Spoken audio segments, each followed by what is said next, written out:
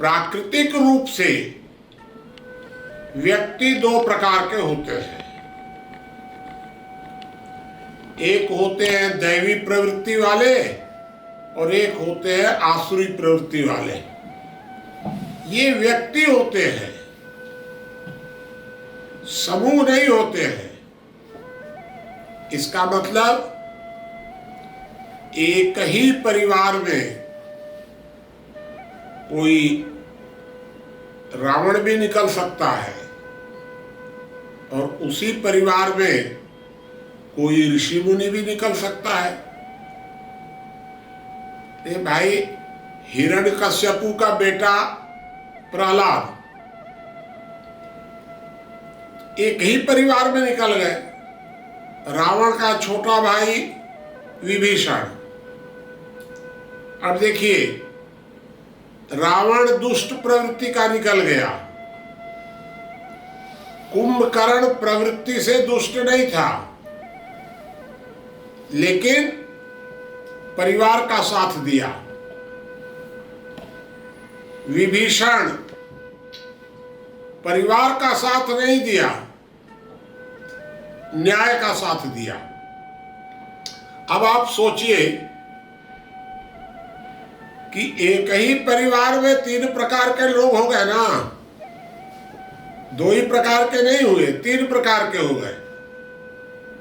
यहां भी आप देख लीजिए तो यहां भी एक दिशा में गया दुर्योधन, दूसरे दिशा में गए भीष्म, और तीसरी दिशा में बताया जाता है कि विदुर कुछ न कुछ उस परिवार से निकट थे। तीनों की लाइन अलग अलग हो गई। दुर्योधन चला गया दुष्ट प्रवृत्ति में, भीष्म ने राजा का साथ दिया, न्याय का नहीं दिया। विदुर ने न्याय का साथ दिया, राजा का नहीं दिया। तीन तरह की बात आपके सामने आ गई। इसलिए व्यक्ति प्रवृत्ति के आधार पर बंटता है। कभी परिवार, वर्ग, इसके आधार पर कभी व्यक्ति का विभाजन नहीं होता है। तो व्यक्ति होते हैं दो प्रकार के, दैवी प्रवृत्ति वाले और आसुरी प्रवृत्ति वाले। अब दैवी प्रवृत्ति वाले जो लोग होते हैं, उनमें गुणों के आधार पर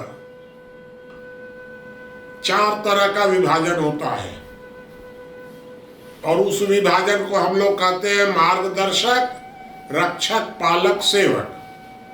गुणों के आधार पर विभाजन होता है। लेकिन यह विभाजन किसके अंदर होता है? दैवी प्रवृत्ति वालों में, राक्षसी प्रवृत्ति वालों में नहीं। अगर राक्षसी प्रवृत्ति वाला होगा तो उसका विभाजन होगा हत्यारा है, बलात्कारी है, डकैती करने वाला है, धूर्त है। तो ये किसमें होगा विभाजन?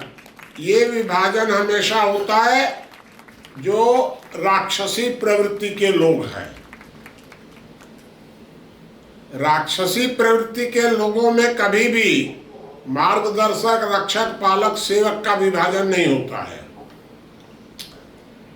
और जो दैवी प्रवृत्ति के लोग हैं, उनमें कभी भी चोर, डकैत, हत्यारा, बलात्कारी, इस तरह का कोई विभाजन वर्ग नहीं बनता है दैवी प्रवृत्ति वालों में। ये दोनों के बीच में अंतर है। तो वर्ग जो बनते हैं, वो मनुष्य के जब वर्ग बनते हैं तो वो प्रवृत्ति के आधार पर बनते हैं, और जब समूह में वर्ग बनते हैं तो वो प्रवृत्ति के आधार पर बनने वालों में गुणों के आधार पर होते हैं, अलग अलग प्रवृत्तियों में होते हैं। और उसके बाद फिर जब वर्ग बनते हैं तो वर्ग बन गए मार्गदर्शक। एक वर्ग हो गया मार्गदर्शक, वर्ग माने ग्रुप। वर्ग जो होता है ये 4 भुजाओं का होता है ना, और चारों तो बंद हो जाती है। वर्ग जो होता है वो चारों तरफ से बंद हो गया। इसका मतलब कि जो वर्ग होता है ये 4 भुजाओं का हुआ। तो इस तरह से वर्ग के अंतर्गत फिर जाति बनती है। वर्ग के अंतर्गत एक वर्ग में दूसरे जात का आदमी नहीं रहता है, वर्ग के अंतर्गत जाति बनती है। ब्राह्मण जो पहले बनते थे, जिनको हम लोग मार्गदर्शक कहते हैं, उनमें कुछ लोग पुजारी हो गए, उनमें द्विवेदी हो गए, त्रिवेदी हो गए, चतुर्वेदी हो गए, वेदों के ज्ञाता के आधार पर हो गए। अन्य अनेक तरह की उसमें कुछ जातियां बन गई कर्म के आधार पर। और इसी तरह कुछ रक्षकों में भी बने होंगे, कुछ सैनिक हो गए, उनकी एक अलग जात बनी होगी। उस समय क्या क्या हुआ वो लंबा चौड़ा अभी बने विषय नहीं है। वैश्यों में उसी तरह बने, लोहार, सुनार, किसान, ये सब बने ना उसी तरह से तरीके से ये जातियां बनी। तो ये अब मैंने आपको ये बताया कि मूल वर्ग क्या बना, वो बना प्रवृत्ति के आधार पर मूल। अब उस मूल वर्ग के अंतर्गत जो उपवर्ग बने वो बने गुणों के आधार पर। मार्गदर्शक, रक्षक, पालक, सेवक, ब्राह्मण, क्षत्रिय, वैश्य, शूद्र, ये बने गुण और क्षमता के आधार पर। फिर इन वर्गों के अंतर्गत फिर जातियां बनी। ये इस तरह से वर्ग का विभाजन हुआ प्राचीन समय में। जन्म के आधार पर नहीं हुआ। आप जिस परिवार में जन्म लिए वहां से तो आपको सीधा सीधा बोला गया है, जन्मना जायते शूद्रः। जन्म लेते तो आप एक प्रकार के हो गए। जब आगे चल करके धीरे धीरे आपका आकलन करके उसके अनुसार आपको गुण के आधार पर और आकलन जो भी परीक्षा होगी सब करने के बाद आपको वर्ण दे दिया गया। और भविष्य में आगे चलकर आप कहीं अपने वर्ग के भिन्न कोई कार्य करने लग गए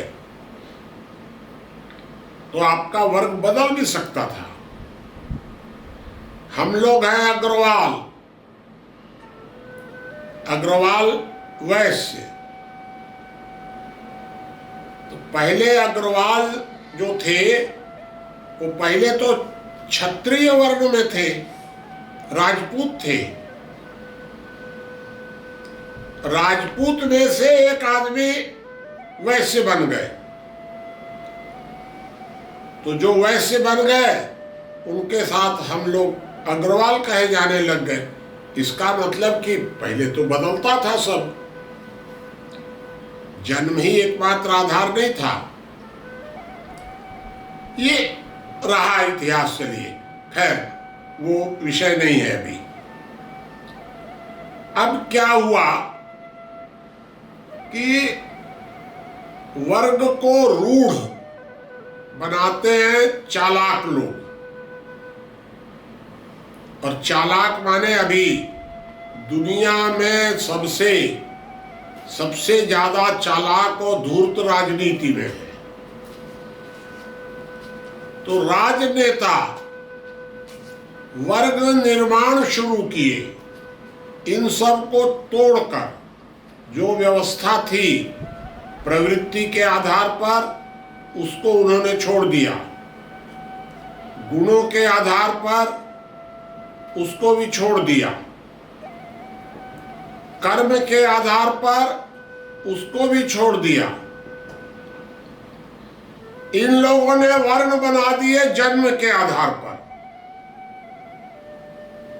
अब जन्म के आधार पर वर्ण बन गया, वर्ग बन गया। तो ये राजनेताओं ने किया। अब हम प्रत्यक्ष इस पर विचार करें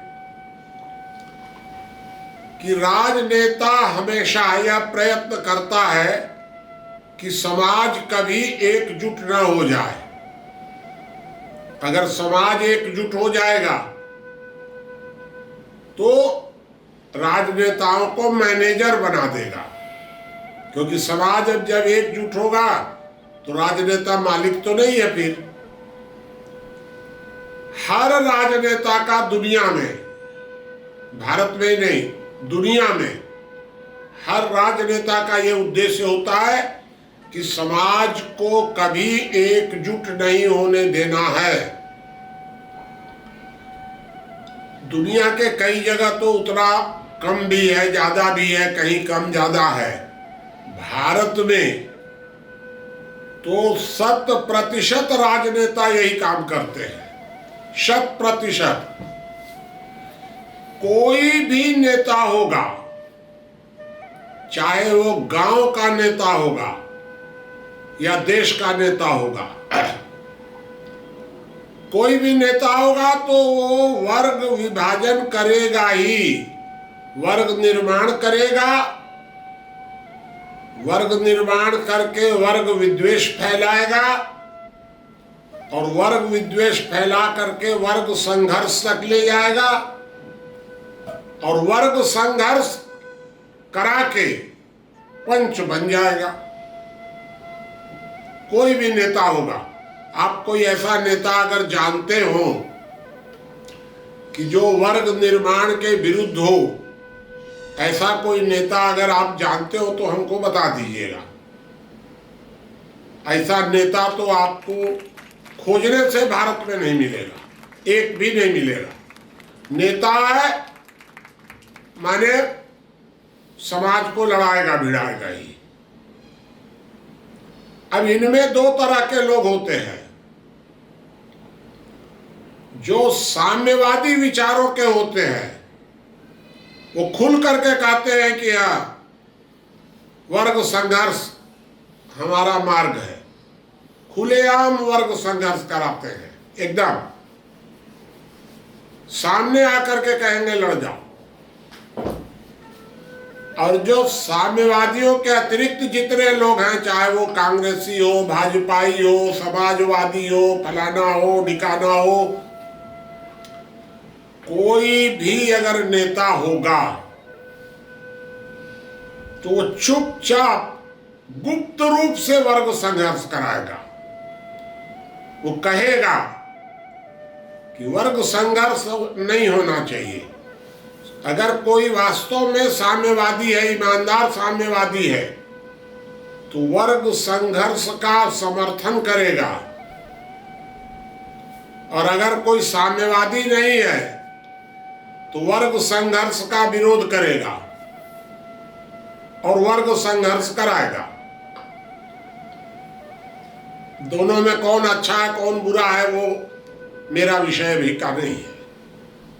लेकिन अगर कोई नेता है तो वह वर्ग निर्माण करेगा ही और वर्ग बनाएगा जन्म से, एकदम।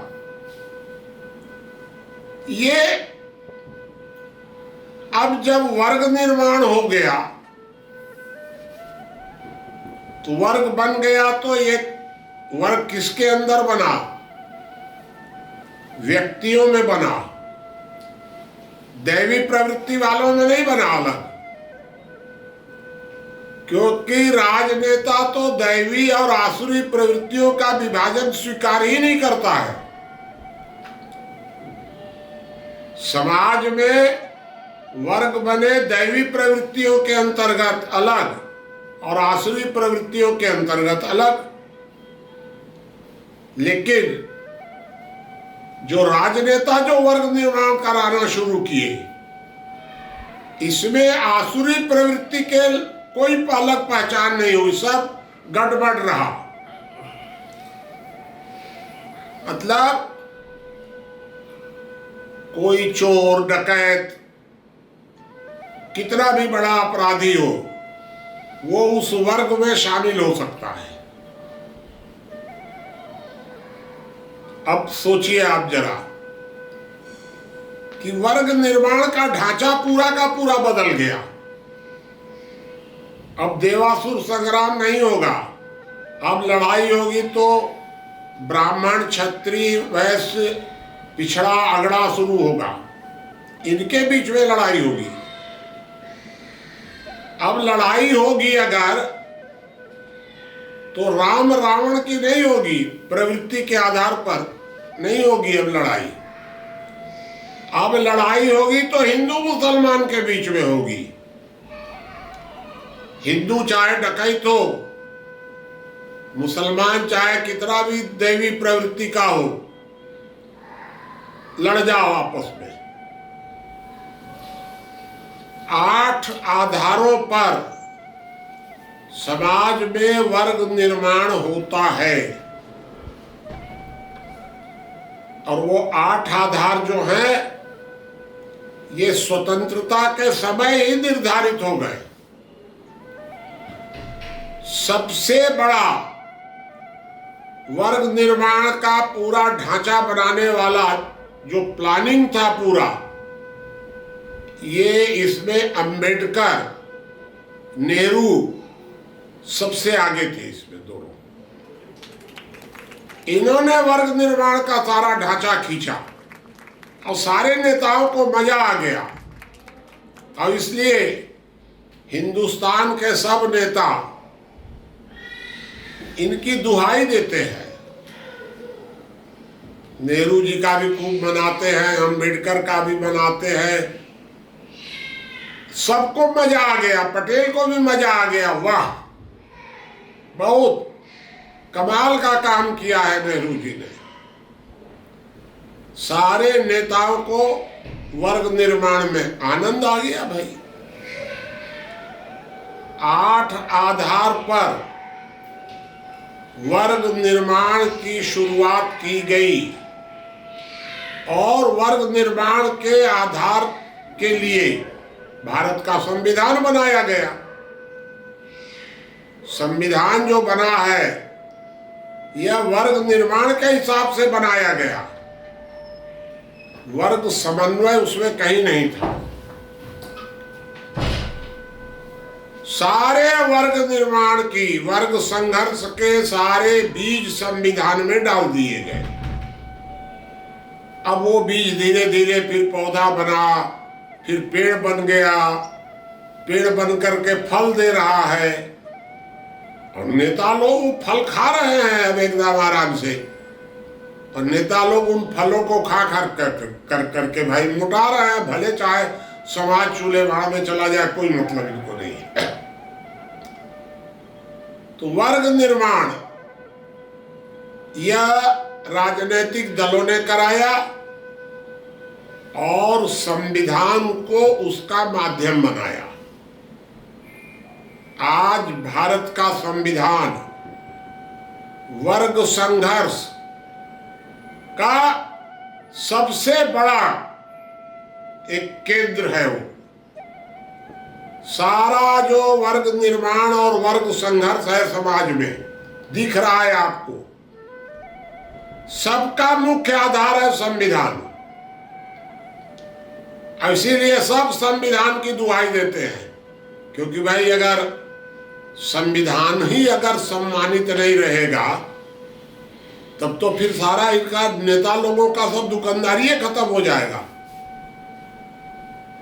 आठों आधार, वर्ग निर्माण के आठों आधार के बीज संविधान में डाल दिए गए और फिर धीरे धीरे फलना फूलना शुरू हो गया।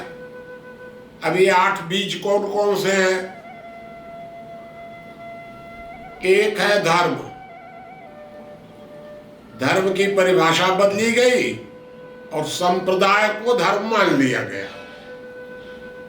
जाति, जातियां तो कर्म के आधार पर थी, इन्होंने जातियों को जन्म के आधार पर बना दिया।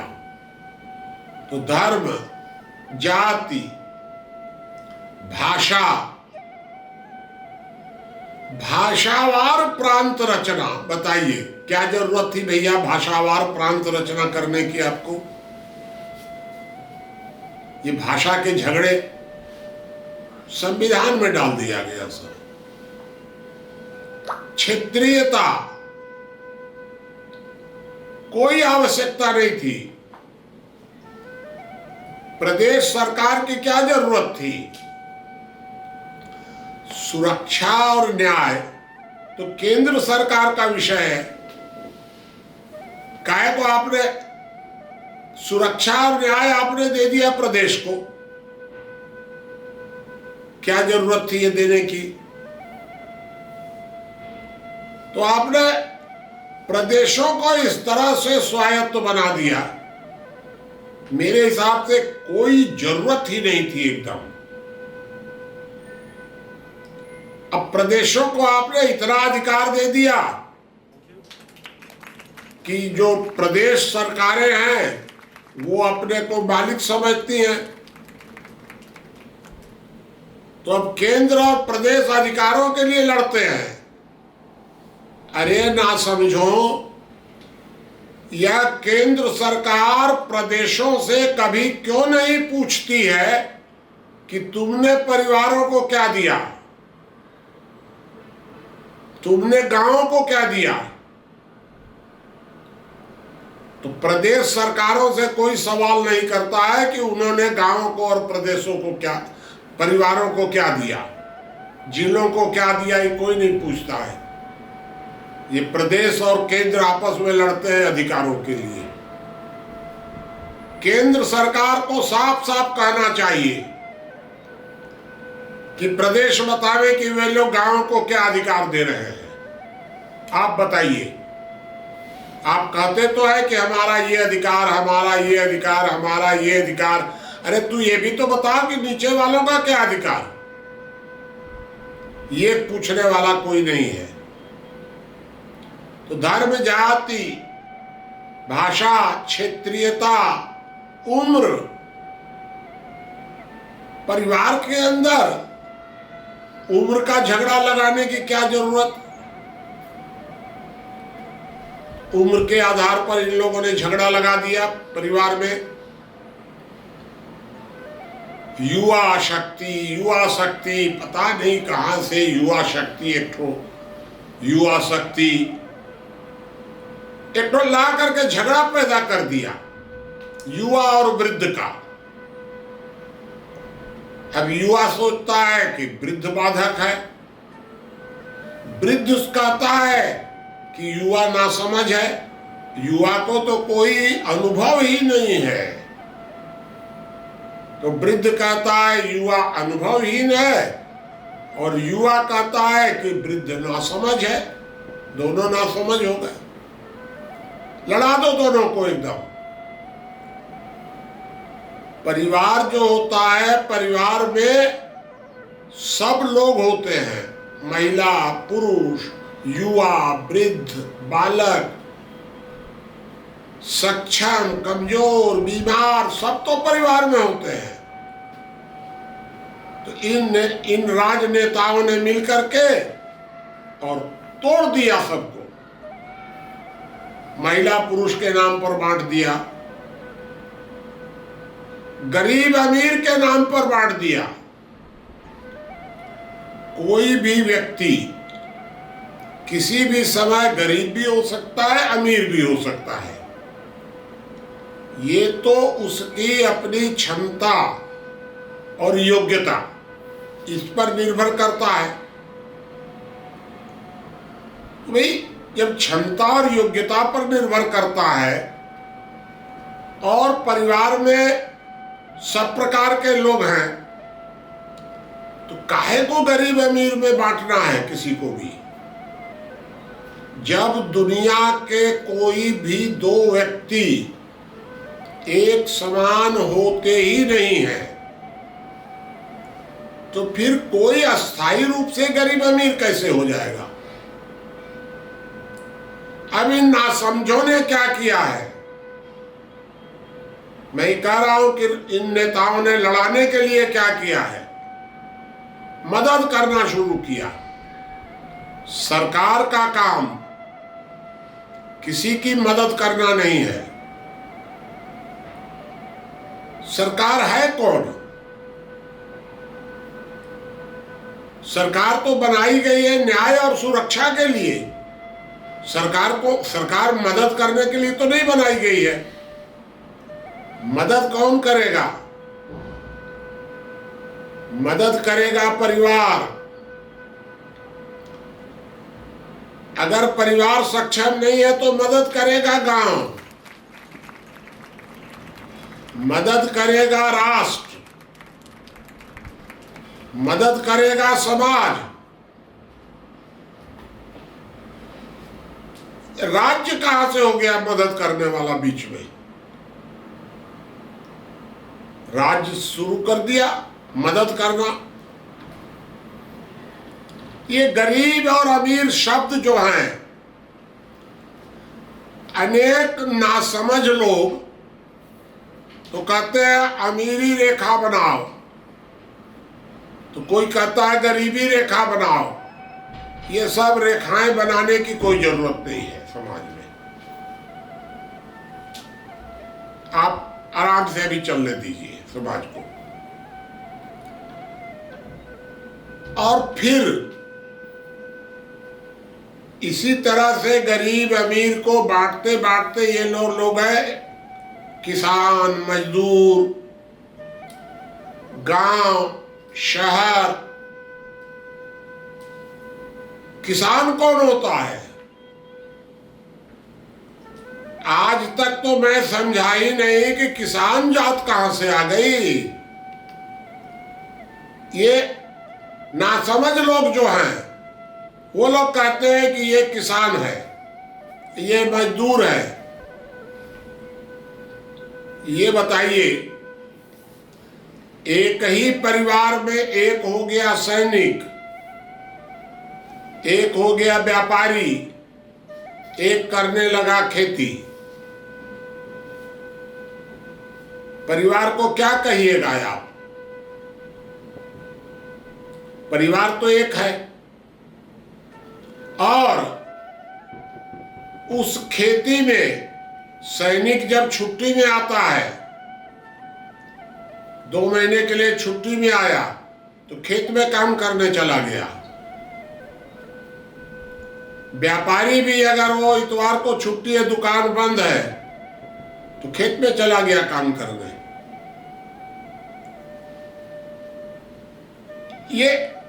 ये मूर्ख लोग हैं, धूर्त हैं। मूर्ख भी मत कहिए, धूर्त हैं ये लोग। वो अपने को कहते हैं किसान। क्या चीज के किसान हो भाई तुम? ये राकेश टिकैत अपने को कहते हैं किसान। कैसे किसान है आप? आप तो सैनिक थे भाई, पुलिस में न थे? वो पुलिस में थे, किसान हो गए। और पुलिस की नौकरी छोड़कर कहां गए? नेता बन गए, चुनाव लड़ गए और किसान रह गए। ये सब धोखा देने की बात है कि मैं किसान। कोई कुछ नहीं है। वर्ग निर्माण करने की जरूरत नहीं है। आप अगर वकील हैं, ठीक है, वकीलों का आप एक ग्रुप हो सकता है। आप खेती कर रहे हैं, एक ग्रुप किसान आप कहे जा सकते हैं। लेकिन आप ही के परिवार में एक किसान है, एक खेती करने वाला है, एक वकील है, तो परिवार कैसे किसान हो गया? तो ये ध्यान रखिए कि एक बात यह है कि सरकार का काम किसी की मदद करना नहीं है, लेकिन सरकारें ये सब वर्ग विद्वेष के उद्देश्य से हमेशा सरकार टकराव पैदा करेगी। वृद्धों को ये मदद दे दो, युवकों को ये मदद दे दो, महिलाओं को ये दे दो, और फिर मान लीजिए, मैं हर प्रकार की मदद के मैं खिलाफ हूं, फिर भी मान लीजिए, चलिए मदद के लिए आप लोग कह सकते हैं कि भाई अब कोई भूखे मर रहा है तो उसको सरकार जिंदा रखे, तो कोई गारंटी दे, चलिए कोई बात नहीं है, मान लिए हम। आप मदद तो व्यक्ति की कर सकते हैं, सरकार कर सकती है, चलिए अधिकार कैसे दे सकती है? जब भारत के प्रत्येक नागरिक के अधिकार समान हैं, तो आप किसी को कोई अलग से अधिकार दे ही नहीं सकते। आपके पास है क्या कि आप दे देंगे? रे भाई, जब कुल मिलाकर के 5 किलो अनाज है और 5 आदमी हैं, और तय है कि हर एक आदमी को 1-1 किलो चाहिए, आप अगर किसी को कहते हैं कि भाई ये थोड़ा शरीर से मोटा ताजा है, इसको 1.5 किलो देना है, तो आपने अगर 1.5 किलो देना किया, तय कर दिया, तो आधा किलो काटेंगे ना किसी से आप? तो आपके पास तो कुल 5 किलो अनाज है। तो अधिकार जो होते हैं वो जब सबके समान है, तो आप किसी को अधिकार तो दे ही नहीं सकते, क्योंकि आप किसी का अधिकार छीन भी नहीं सकते हैं। अधिकार सबके समान है। अब एक बात आपके दिमाग में यह आती होगी कि भारत में ये वर्ग संघर्ष क्यों है, चाइना में क्यों नहीं है? ये भाई आखिर चाइना में भी सब कुछ है, इसी तरह से है। चाइना तो भारत के बाद स्वतंत्र हुआ, चाइना में वर्ग संघर्ष नहीं है और भारत में है। ये क्यों, वो मैं आपको बता देता हूं। वह है कि भारत में लोकतंत्र है। जहां तानाशाही होगी वहां वर्ग संघर्ष होगा ही नहीं, जरूरत ही नहीं है उसको वर्ग संघर्ष की। लोकतंत्र होगा तभी वर्ग संघर्ष होगा। मतलब समाज को लोकतांत्रिक तरीके से लड़ा भिड़ा करके पंच बनना, लोकतांत्रिक तरीके से, ये है वर्ग संघर्ष। वर्ग निर्माण की जरूरत कहाँ है? जहां लोकतंत्र होगा। तानाशाही में वर्ग निर्माण नहीं होता है। तो भारत चूंकि लोकतांत्रिक देश है, तो भारत की जनता को धोखा देकर रखने के लिए वर्ग निर्माण किया जाता है।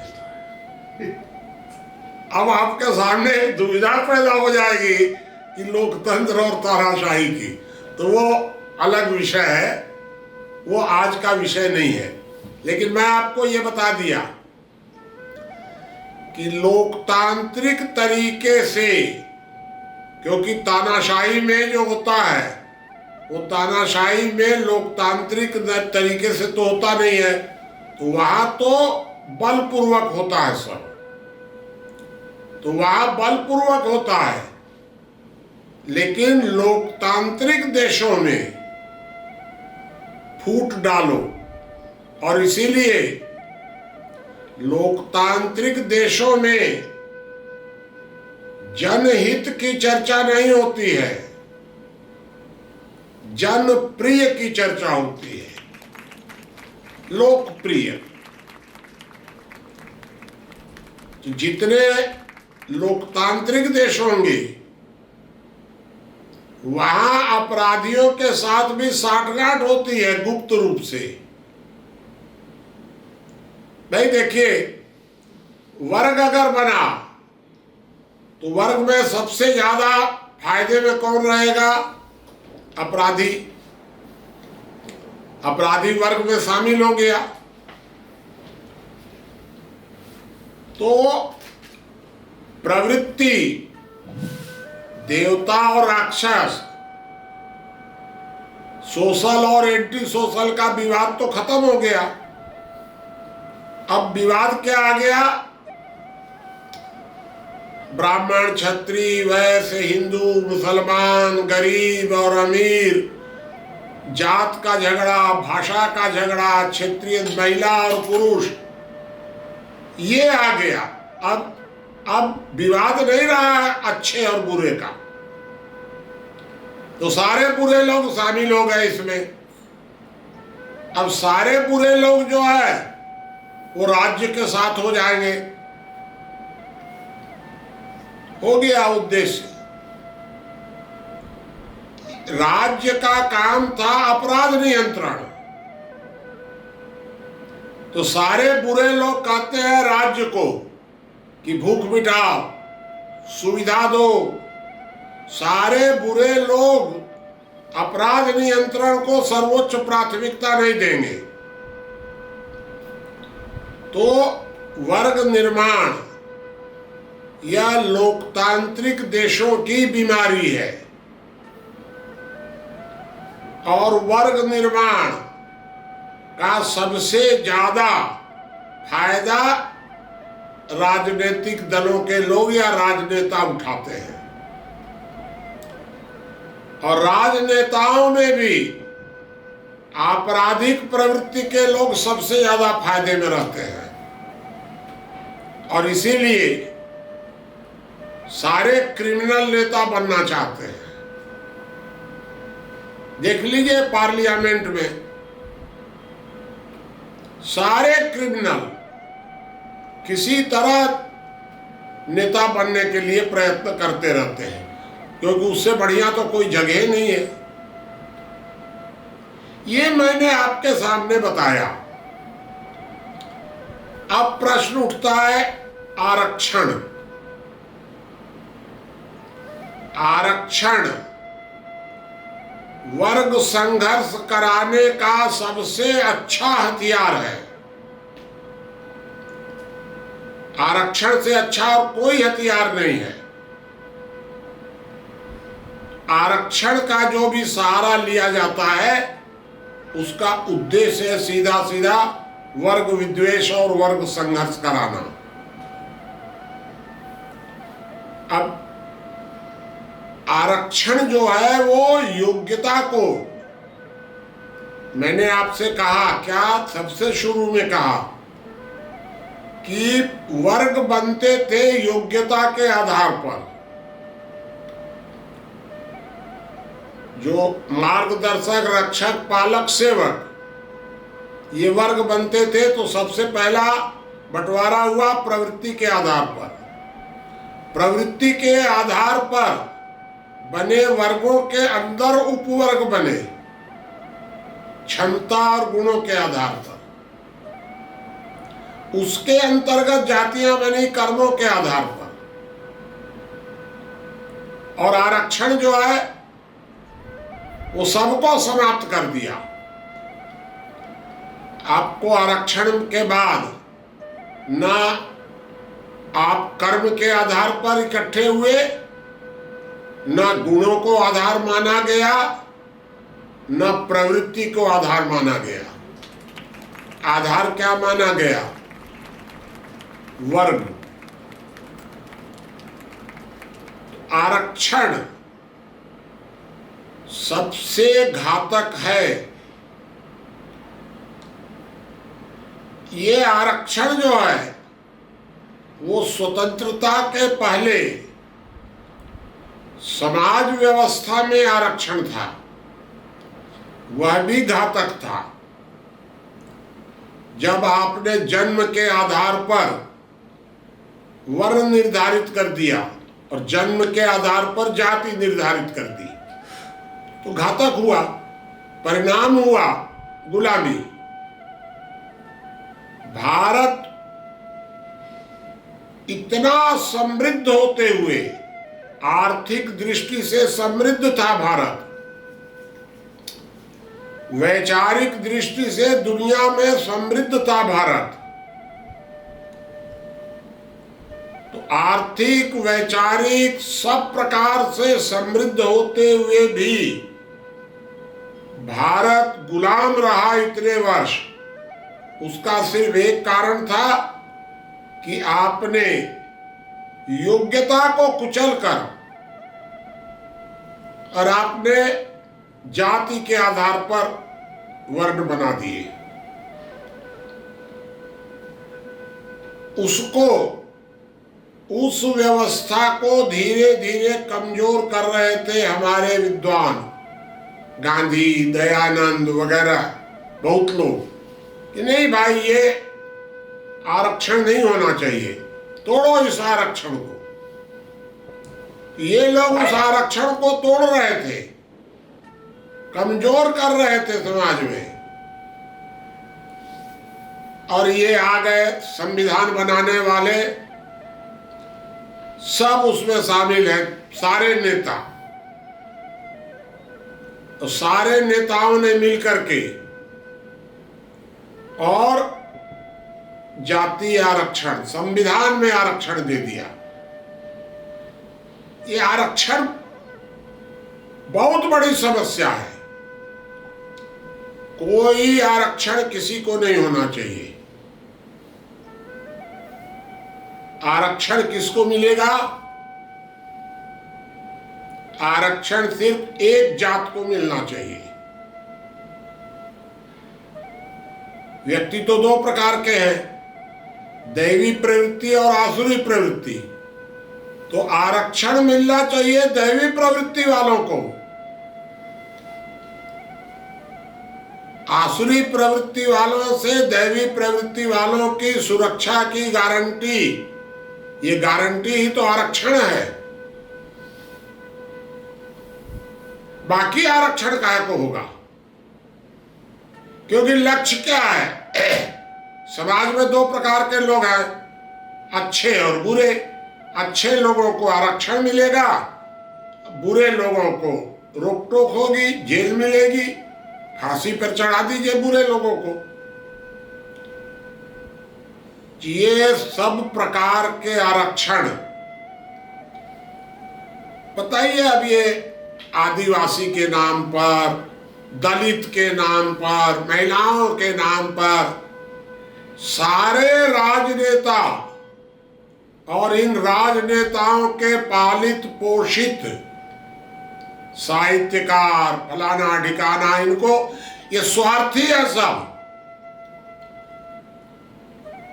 जो भी राजनेताओं के बहकावे में आकर आरक्षण का समर्थन करते हैं, ये सब स्वार्थी तत्व है।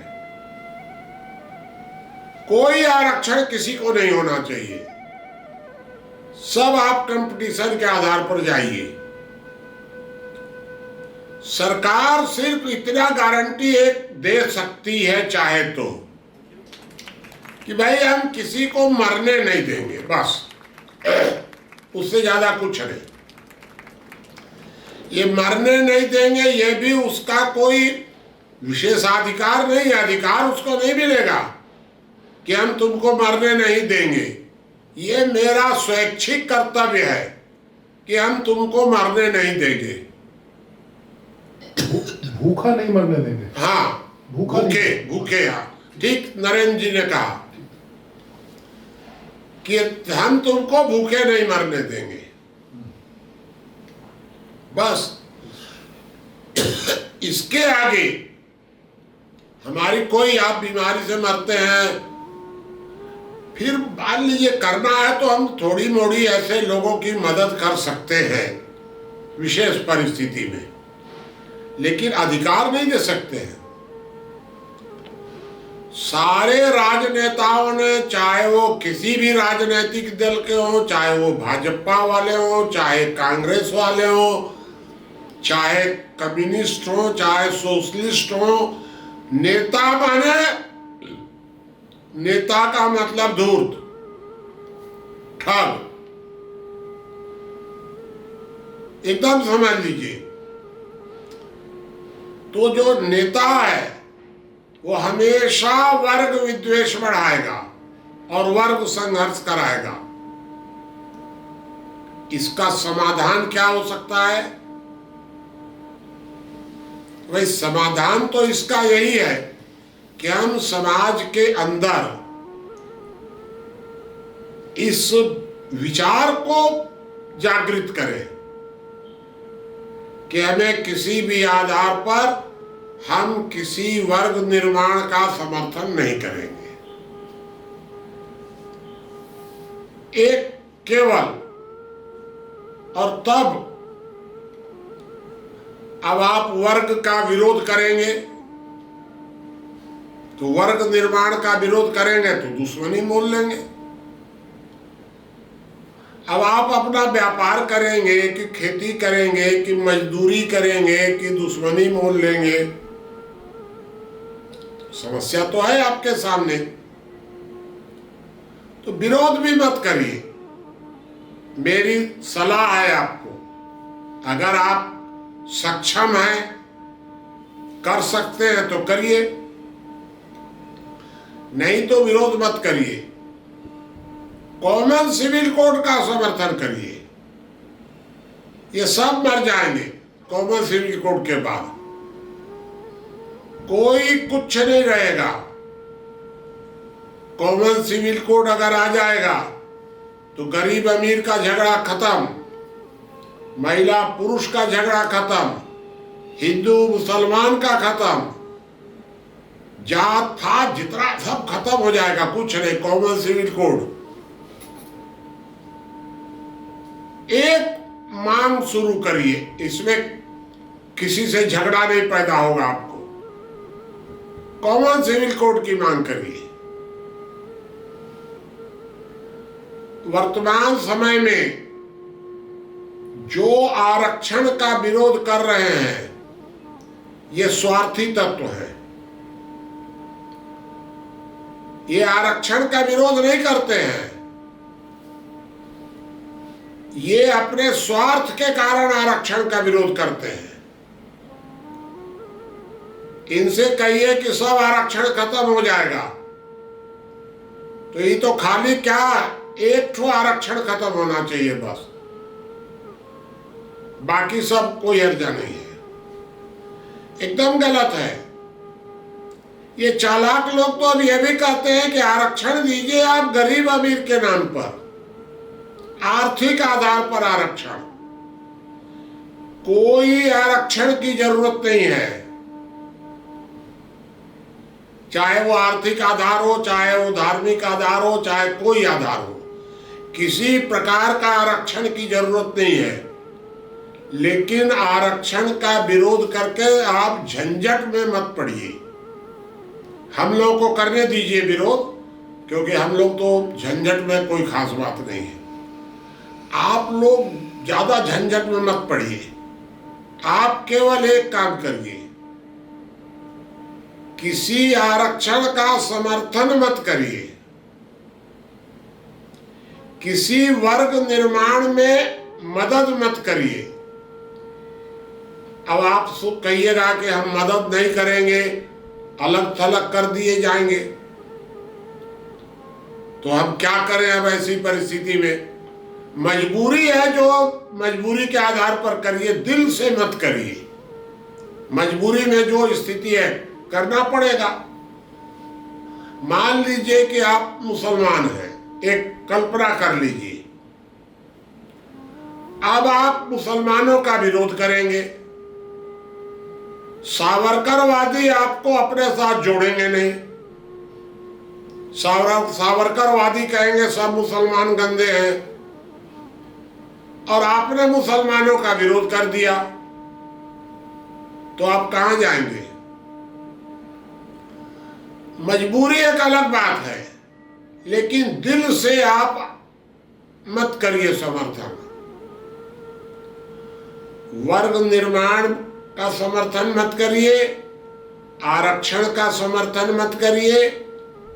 अगर आपके अंदर शक्ति है तो विरोध करिए, और अगर कुछ नहीं है कॉमन सिविल कोड का समर्थन कीजिए। आप मुसलमान हैं और कॉमन सिविल कोड का समर्थन करते हैं तो आपको कोई नहीं रोकेगा, मुसलमान भी नहीं रोकेगा इसके लिए। तो एक सीधा सा सूत्र मैंने आपको बताया कि सब समस्याओं का एक समाधान, कॉमन सिविल कोड। और वो कॉमन सिविल कोड कैसा? जैसा सावरकरवादी कहते हैं वैसा नहीं। कॉमन सिविल कोड का सीधा मतलब है प्रत्येक व्यक्ति के अधिकार समान होंगे। सरकार किसी व्यक्ति को अलग से किसी प्रकार का अधिकार नहीं दे सकती है। अधिकार सबके समान होंगे। बस सरकार कोई ऐसा कानून नहीं बना सकती है जिसके आधार पर किसी के अधिकार कम हो जाए और किसी के ज्यादा हो जाए। अधिकार आप कम ज्यादा कब कर सकते हैं? वो सिर्फ एक आधार होगा, प्रवृत्ति। मैंने आपको कहा है कि दो वर्ग बनना चाहिए, एक शरीफ एक बदमाश। प्रवृत्ति के आधार पर आप किसी के अधिकार कम ज्यादा कर सकते हैं, जहां अन्य किसी आधार पर नहीं। ये आज मैंने आपको बताया है।